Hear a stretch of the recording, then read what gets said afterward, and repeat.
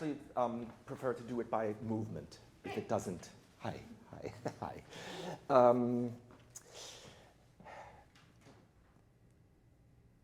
Basically, you have this transition between violin repertoire and traverso repertoire. In France, in other places, early flutes, late flutes. And I think that most of the music, most of the galant music, always falls more into the sort of Italian category than the French category. So the first thing to digest is what really is French and what really is Italian. But you can only tell it compositionally and actually by playing. I think that you can take more advantage of silence, and you can. I think that you can be more mannered. I think that it's a compositional style that people are called upon by people like Quantz, C.P.E. Bach. It's not necessarily only for Germany, because they knew a lot about Italian and French styles as well. But let's get back to the solo part in a moment. The one thing that I wondered about the lute is I was wondering why you damped notes at ends of phrases. Because it's something that I always, sorry? For the silence, to make the silence. I actually, in a piece where there's, where there are plucked instruments going on and no bowed instruments, I think that the sort of manicuring and the detail of the ends of notes in the harpsichord and in the lute, I think they're even more important. And I would try to do them without damping, just to see if you like it or not. Just to let it ring, because the harpsichord doesn't. The harpsichord rings kind of in this direction and that direction, and the lute rings right in the face of the listeners. Well, generally, as does the gamba and the cello. The violin is out. So it's a question of which direction or which directions the sound is going in. And harp players also tend to do it too much for me. They'll pluck some gorgeous chord with a gorgeous slow arpeggio, and then they'll damp it. And I find that it makes acoustic confusion. For me, it actually makes an accent. Well, anyway, we can try it. But can you do just the first two lines to hear the effect of what not damping the lute strings are? Lutes and harps, right? I prefer to let it ring. I prefer to have the damping as a special effect, but that the default acoustic mechanic idea is that it actually resonates. Try it.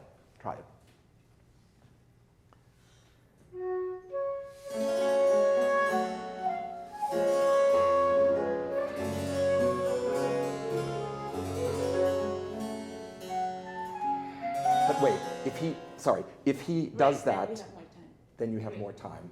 It's not only that you have more time, it's that you absolutely must take advantage of the time musically. Yeah. It's musical, it's artistic, it's rhetorical. Rhetoric is a different word, because everybody uses the word rhetoric and rhetorical, and it's sort of a catch-all, and nobody even knows what it means anymore. It means silence, it means persuasion, it means going on, it means hesitating. Rhetoric means really all sorts of things. The other thing is, could you give the tempo that you really want to yourself and the listeners and the two people that you're playing with the first note? That's to say that the length of the note and the way that you decrescendo the first note, the way that you articulate between the first and the second note, that all the information is there about the tempo. Because it really can be done in one note. You just have to think about it.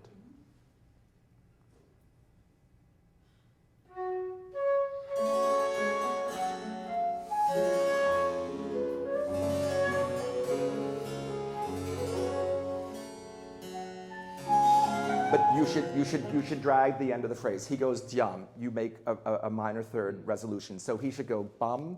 While he's not damping it, you should play your minor third, and the whole time you should be just waiting. Right. They're not trying to steal your show.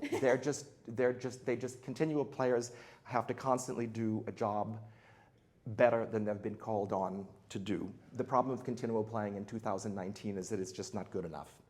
Well, what you're doing is fine. But there is an international tendency that's been going on for the last 40 years of treating the continuo just as a kind of gray carpet in the background, and that's not really the function. Of course, that was done by conductors and various solo instrumentalists as well, but there's always time to correct something that was not quite well done in the past for various reasons. Try again, just that.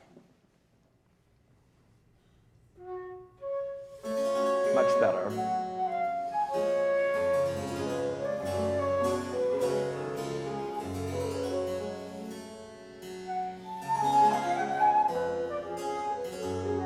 Okay, that passage is a place where you can install nonchalance, because the beginning is a sort of faked out serioso. It's an andante, right? Mm-hmm. So it's a faked out serioso. At the point that the faked out serioso ends, if you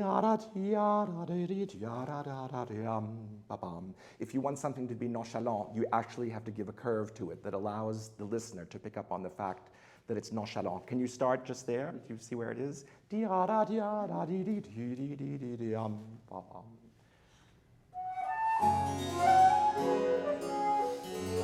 But you have one note. You have one note that's not nonchalant. You play sorry. Avoid it. It goes to there. And very, very delicate on the very end.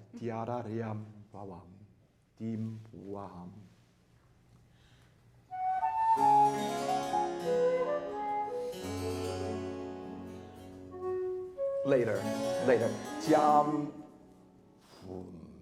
That's gorgeous.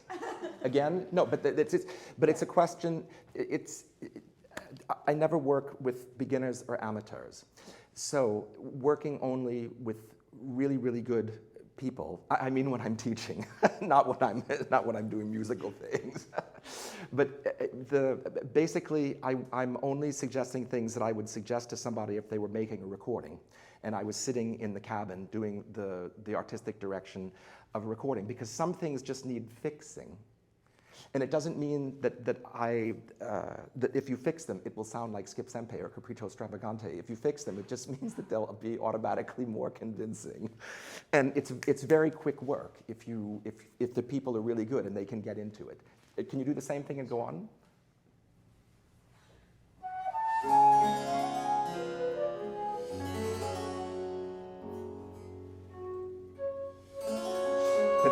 Can you look for the third note? Your third note is autopiloted. You play bum bum bum. Oh. Don't give the standardized mechanical message. Yum bum. Dum. You can always do something which is more exotic if you look for the suspicious musical movement. Well, what I like to call suspicious musical movement. It means something is going in an unpredictable direction. But if something is going musically in an unpredictable direction, you have to make sure that you follow that unpredictable direction. Wum, bim, da, dum, bi, bum, bum. Get a lot of curiosity going. Can you go just from there?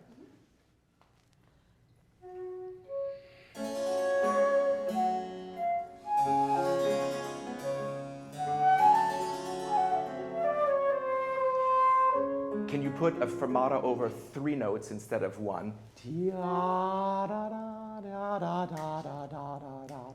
It's a really nice idea that when you start writing fermatas in the music, if you ever do such a thing, it's not a bad thing to do, actually. But sometimes it's nice to put the fermata over more than 1 note, just to see exactly how it works. It's exactly like doing exactly like writing a slur, but you use it as a fermata.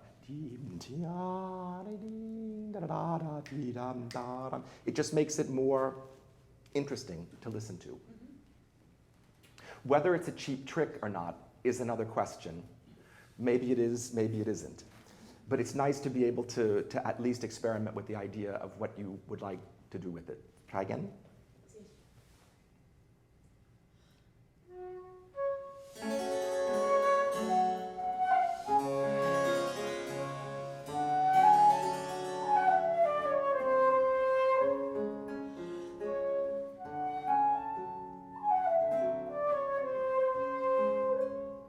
And then the last 2 notes, could you simplify the end of the phrase? Because you've already done everything that you want to be on, that you want to be unpredictable.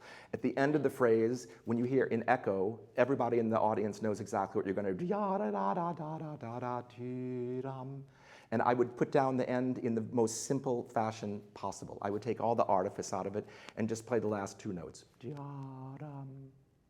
Kind of removed. The forte?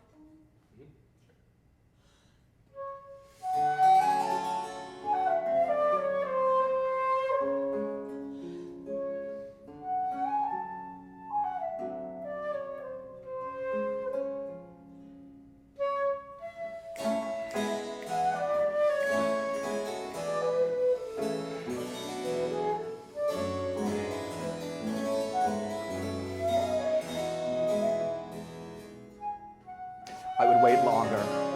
You have to. If you want a silence, you have to hear it yourself. I mean, there's a difference between stopping, hesitating, not moving. All these things are phrasings in a different degree. I would just completely clear the air.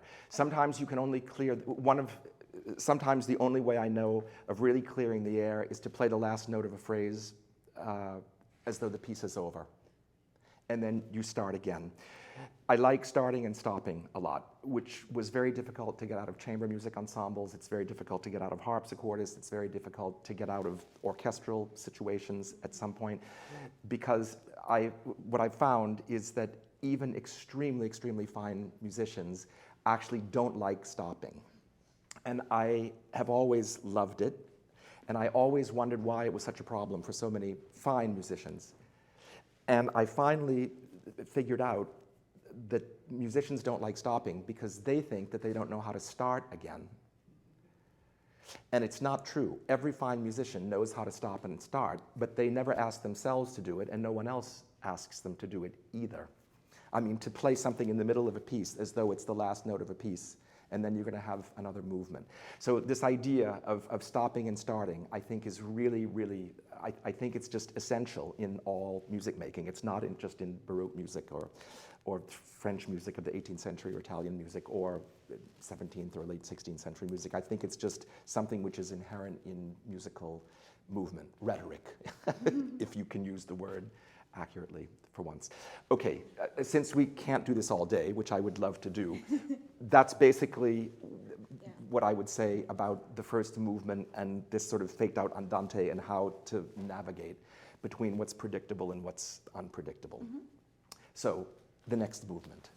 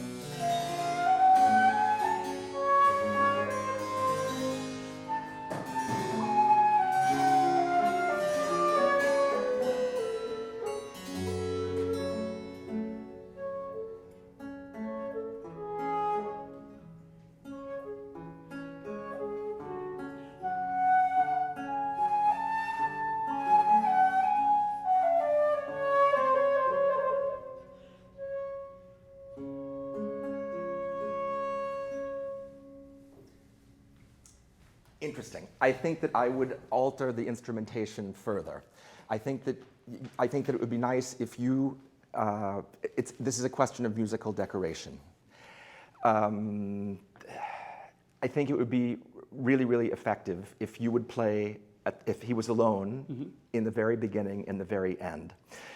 Then at some point you have to come in, but since I don't know the piece, I have to look at it and tell you where it is, because it's not the first opportunity. I mean, where you come in, how you alter something, you can either do something which is normal. You can say, oh, I've got it, come in and measure 18. But there's always measure 23 or measure 28. There's always a place which is more remarkable, because it's more imaginative. This is also one of those types of 18th century piece where the first note is an introduction, even more than in the first movement. Can you propose just one? Play the first two measures only with the lute, and I'm interested in hearing the very first note that you play as an introduction note. So a tempo, an affect, whatever attack you want, whatever decrescendo you want, or no decrescendo at all. Just try it.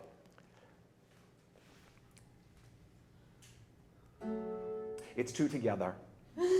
It's too professional. It's too professional for me. There's a question. There's an enormous difference between too professional and too amateur.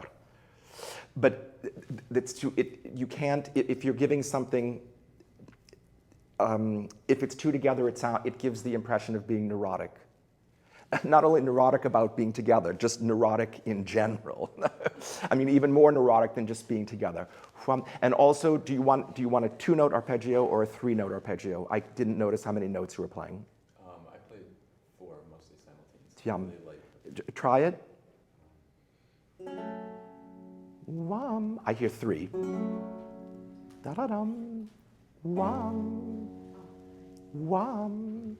So if he goes wham, because you need that arpeggio has to be absolutely perfectly in time, and if it's in time and it's that beautiful, she will not start with the note that you play with your thumb, and that's where it is, because arpeggios always happen before the beat.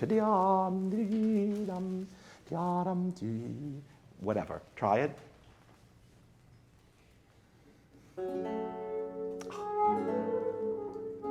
But that is so much more effective.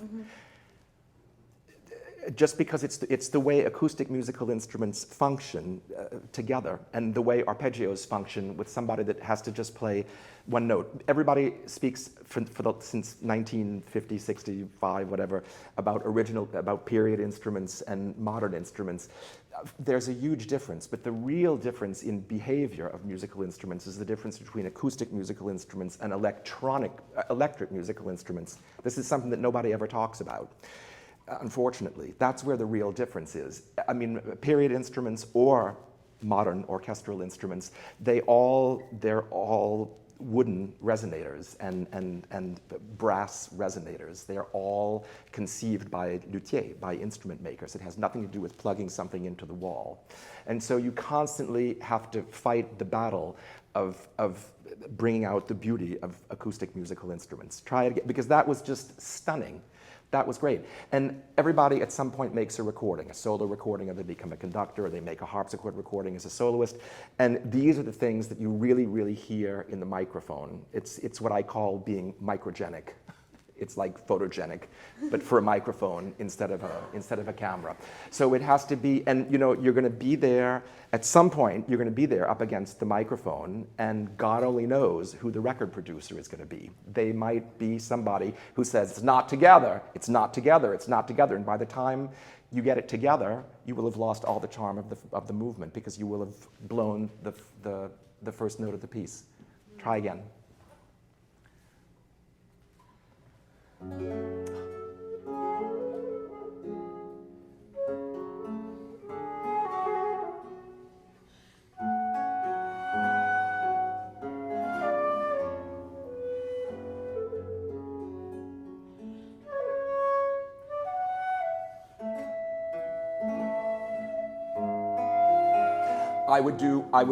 I would put a flattement on it.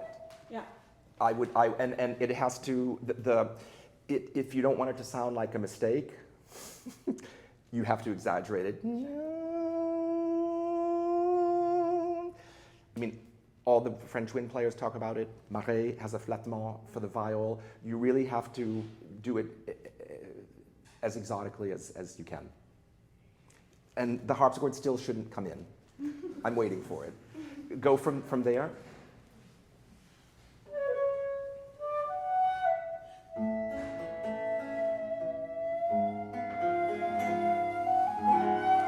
But don't give any kind of direction whatsoever. Don't lead, don't move, don't be a musician, just sit there.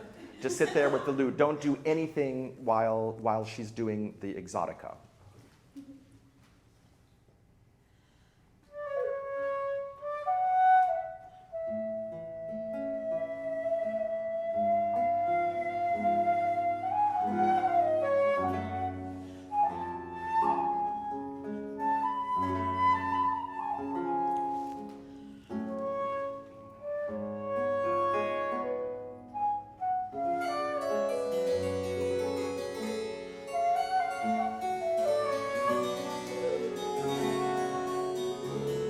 And the harpsichord actually provides the tutti at that point. So when the harpsichord comes out, when the harpsichord provides the tutti, I think that you should stop doing all of the découpe, all of the small phrases, and you should do a much longer phrase that goes all the way to the end. Can you do it just before the harpsichord comes in? Or the same place till the end?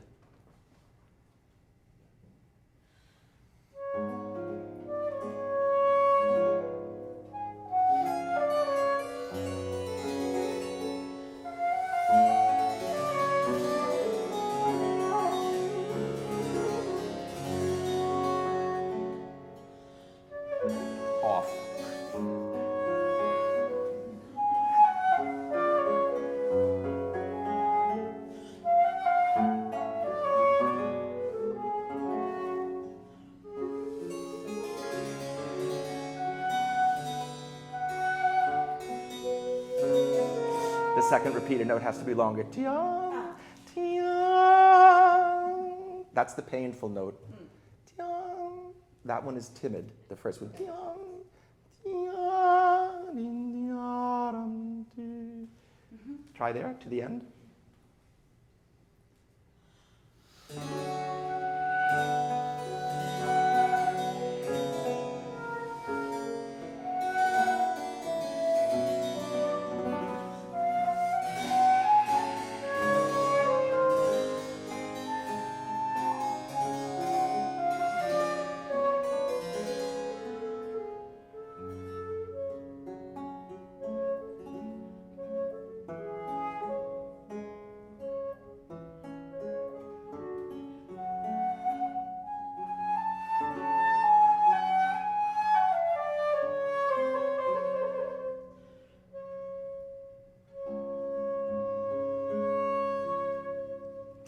Very nice.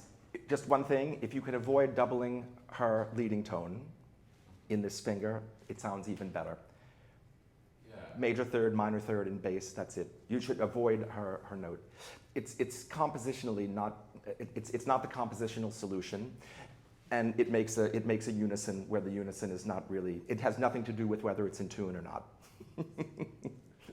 That's what many people would tell you. Oh, it's not in tune, don't play it. But that's not the real reason. The real reason is that you don't have to. Okay, great. Thanks. Thank you. Thank you.